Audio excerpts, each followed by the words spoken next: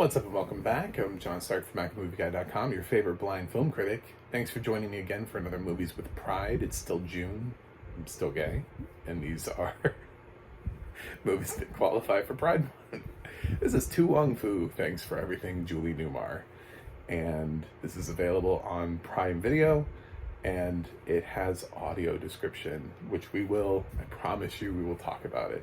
I just want to say hilariously, I was trying to remember Patrick Swayze's name, the character name in the series, and I asked my Echo device, I'm not invoking her name, I said, hey, what's Patrick Swayze's character's name in To Wong Foo, Thanks for Everything, Julie Newmar? And her response was, in the film, To Wong Foo, Thanks for Everything, Julie Newmar, Patrick Swayze played John Malkovich. And I was just like, oh. Somebody needs to make that their drag name now. Like, what a weird answer. He played John Malkovich in To Wong Foo. How do you even do that? Like, anyway, so he played obviously Vita Boheme, and we have Wesley Snipes, Noxzema, and John Leguizamo as Chi-Chi, and I've seen this movie a couple times, and I enjoy it thoroughly, even though it doesn't really make any sense. Like, if we're really being honest, this movie makes little to no sense. And a lot of that has to do with Officer Dullard, because I know, like, we've given him that name to indicate that he's a dumbass, but he really, like, come on, child. Like, you are... He's still trying to find them. Like, so he meets people on the road. Usually people like continue to travel, so like the idea that these girls didn't just keep moving on hasn't crossed his mind. Like, he's still looking for them, like they stayed there. He doesn't know their car broke down. He just thinks that for some reason these girls he's never seen before are local. He has no reason to think that. But, like, the whole film hinges on him, like, going on this, and by the way, it's so 90s, too, because he goes in, and it shows, like, how we were all jokey about, like, cop brutality back then, police brutality. He goes in and he's like, I'm gonna kill me three and bring them back, and you're gonna look at their parents, see crotch and see the crotch and see it. This is like, you're gonna kill 3 people? And like, everybody's just like, yeah, this guy seems fine. We should let him have a gun. We should definitely let him leave this facility right now as an officer of the law with a gun, after he just, announced his intent to shoot and kill 3 people. It's a very weird plot for a 90s film when you really think about it from his perspective. The rest of the film is fine. It's cute, it's clever. I don't know. I'm sure there are people who have grown up, who are younger than me, who look for, like, LGBT representation to be from the LGBT community and see Patrick Swayze, Wesley Snipes, and John Leguizamo and think that somehow that this is offensive. I don't think most people who saw this at the time would think that. This was a pretty big hit back in the day. They're not doing it to be offensive. There's nothing here that's really part of that stereotype. It's actually kind of amazing to see them doing it so well when you see an actor like Wesley Snipes, who back then was pretty much known for doing action movies, coming into this role. I thought Wesley committed to, I thought he's fantastic as Noxzema. I mean, like, he's committed as much as he possibly can be, being just so oddly cast in this role. I thought he really, did a good job of it. The scene stealer, of course, is John Leguizamo as Chi-Chi, who I still think this might be my favorite John Leguizamo performance ever. I don't know what that says about John Foo. He's had some really solid dramatic performances, and I feel bad saying that because I think he would take himself really seriously as a dramatic actor. But like my favorite performance of him is Chi Chi. Chi Chi absolutely steals this movie and has all the best lines, and it just is, you know, Patrick Swayze is, you know, the sensible one, the wise one, you know, the maternal one, and then on the other side you got Chi Chi that's just like, I don't know, she's gonna pop off at any minute, and in between them is Noxzema, and it works. I've always wondered why this hasn't been adapted to a stage musical, because we've adapted like everything else around it. Like there's a Adventures of Priscilla, Queen of the Desert musical, but there isn't a Tu Wong Fu musical. It just seems like a missed opportunity to me, because they pretty much spend most of the movie in this little town, which looks like a really little town. It looks like a set, because it's so small. It feels bigger somehow. Like the fact that they have a dance studio, I'm just like, how does this town have a dance studio? How does this? Where are all the people for them to have a dance studio with that many kids and they're dancing at the same time? Are they pulling in from like the rural farms, like in the area? Like where are they coming from? Because this really feels like just like one of those towns that you just see that's like at an intersection, and like it looks like, you know, when you're driving down the highway and they're like, up here at the next exit is such and such town, and then you realize that such and such town is pretty much built within like a certain amount of feet from the actual intersection. There's really nothing beyond it. It's pretty much just like a gas station, a McDonald's, you know, like a couple other things, and then like you see like maybe a couple homes. You're like, where do these people live? It feels like that. It just kind of feels like a town that's just like, it's here. It's like, here you go. Just look at this. Look at this little town here. I've driven through towns like that before, and you know, like you blink it and you'll miss it. And generally, those towns have really small populations. I used to live in rural Missouri, and there were plenty of towns that we had. Some of them called themselves towns, but were like unofficial towns. They had like a little sign to like let you know, but like you couldn't find them on a map. And if you tried to like search for them, but you would know. If you lived there, you'd know that you were driving through something, because there's like a little sign that says now driving through Fredville.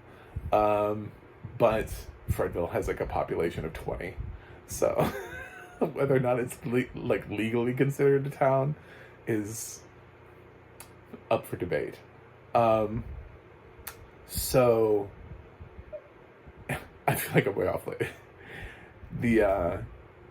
You know, it was a wide release. That's another thing. Like I did the Birdcage also from the 90s, and I don't know, maybe I'm doing films that hit me in the 90s at a time when I was trying to figure out my stuff, my shit.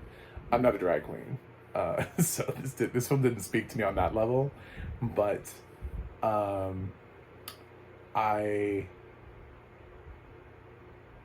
just seeing the representation and everything, and when you got a film that was this big and it opened in your area, it was rare. Like for me to see a film like this that opened locally for me, that was big enough that it actually came to my area, was rare. Like the Birdcage was rare. Tu Wong Fu was rare. I didn't get Adventures of Priscilla, Queen of the Desert. I didn't know what that was until later on. The film did not come to me. And many other films didn't come to my location either. So yeah, it was very different. I remember going to see it and just laughing and enjoying it, and I never really thought about like any of the shit now people are talking about with, you know, like, is this, you know, are we sexualizing children by having drag queens? Like, it's such a weird conversation to have, because it's like, well, that's really up to you. You don't have to take your kids to see drag. There's no law that says that you have to take your kids to see drag queens. But for a lot of people, being able to see representation matters. To be able to know that they're not alone in the world can do a lot for somebody's mental health.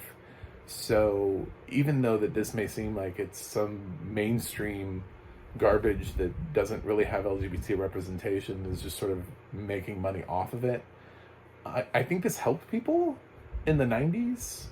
I think the fact that it was so mainstream, because when you have a film that's like this, it's not like there wasn't LGBT cinema. There was back in the day. There were films, and I would see previews for films that never came my way, on VHS, and I'd be like, what is this film?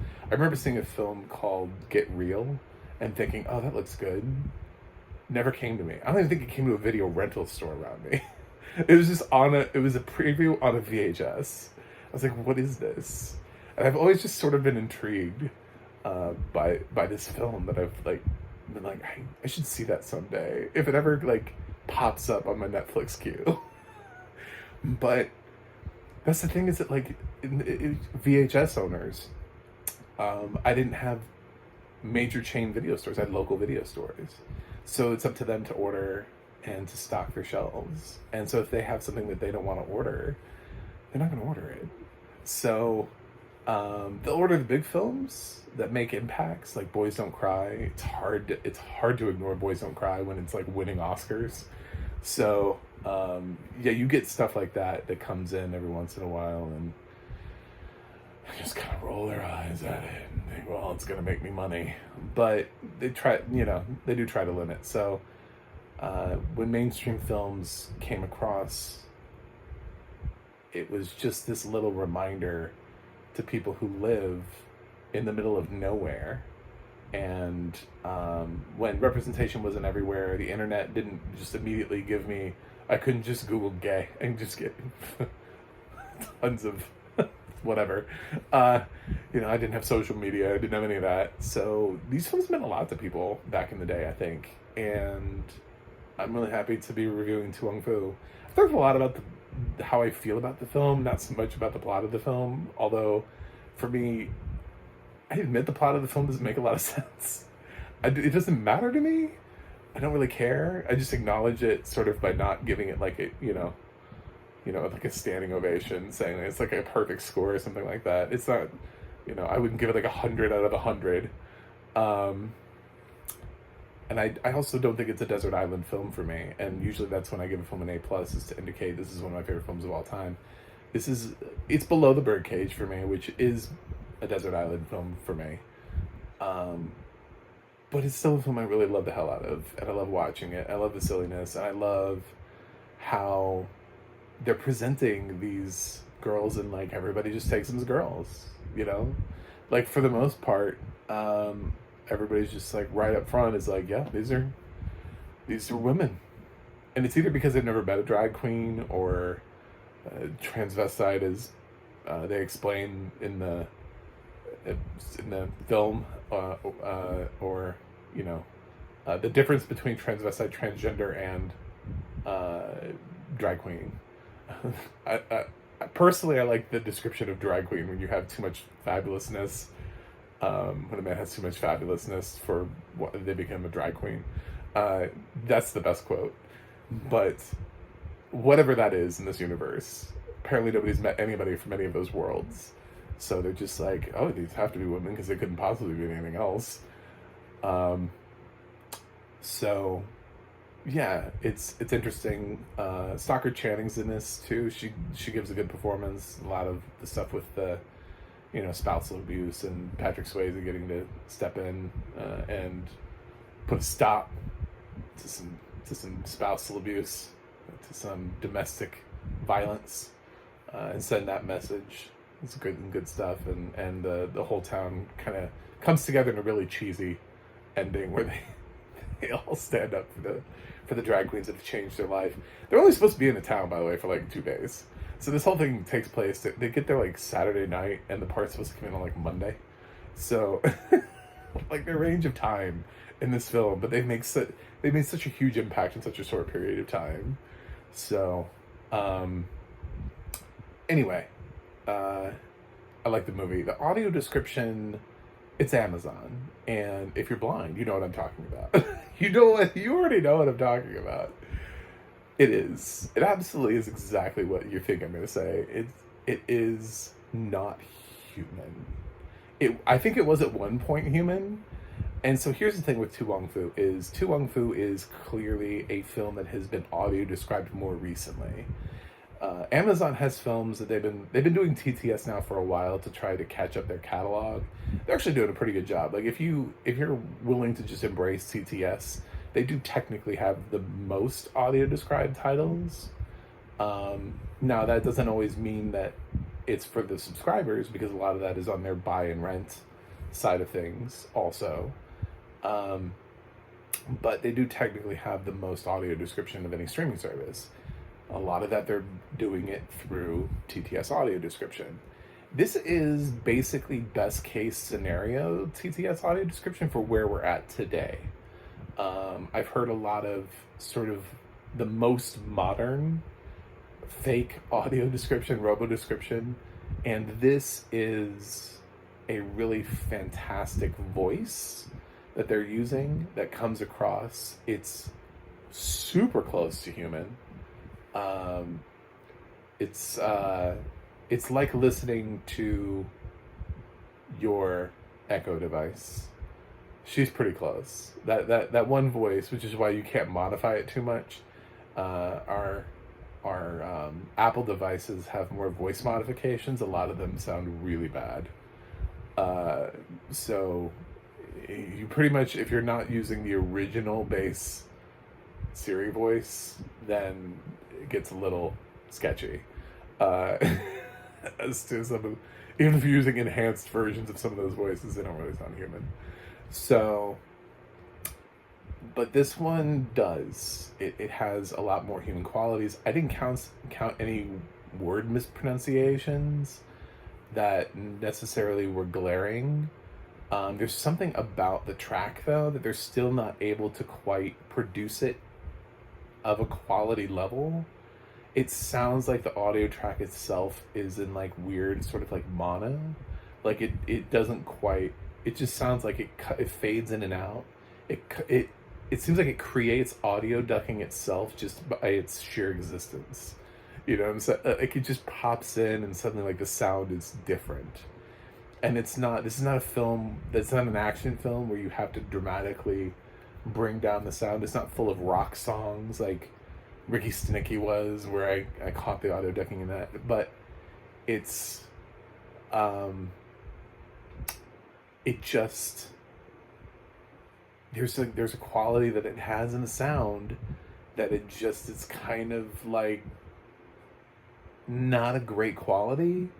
It's still like a subpar quality. Like we're not quite there. I know they really want to use AI, and it's possible that in the way that we're moving, it looks like we're going to get there. The way that, I hate to say that because I love my voice talent, and I think there's something to be said for performances and the fact that they actually understand the emotion and the context. And I would never put, on certain films, I would never put an AI voice that couldn't emote on films that have an emotional range to them. For something like this, that's pretty much the same emotional level all the way through. It is what I said. It's kind of like a best case scenario for where we are right now in terms of AI audio description. I haven't heard a film that's necessarily better than this. Everything was pronounced correctly. It was written really well. A lot of the times actually I think every single time, these scripts are always written by a human. They hire a lot of the same companies that produce human narration, and those are very talented writers. So they never get credited, not largely because they wouldn't want to be. These companies really don't want to be associated with this, but they also want to make sure that the audio description is quality if they're going to go this route. So having writers and trying to do it. So the written part of this is very good. And then the voice doesn't mess up. There's nothing, whoever quality checked it at least did a good job of making sure there wasn't anything in there that was glaringly like, ooh, this isn't a human. Like I loved my Wages of Fear with Granada launcher. I was like, oh God. Somebody let that one in there. Hold on, I gotta get my granada launcher. uh, yeah, so it's done really well. I hate to say it, but this is maybe the best AI audio description that I've heard. So, but at the end of the day, I've heard some amazing, well done scripts this year, done by fantastic narrators who bring so much life to the film and really immerse us in their worlds, and also that are mixed well, that actually sound like they're quality, that are actually, you can hear the whole thing all the way through. It doesn't sacrifice the volume of the film in a way that ever feels like jarring. I've heard those kinds of audio description tracks this year all the way through, and I think that would be what people would want. But I know that Amazon is doing this. This is just an Amazon thing. If you were to watch To Wong Foo anywhere else, you wouldn't get this audio description track. So this is just for Amazon. Anyway, so this is my really long ass review on To Wong Foo. Thanks for everything, Julie Newmar. Well, you know what? A movie with a long ass title gets a long ass review. And that's what it is. That is what it is. So anyway, thanks for joining me for another Movies with Pride, and I'm glad I'm able to do this.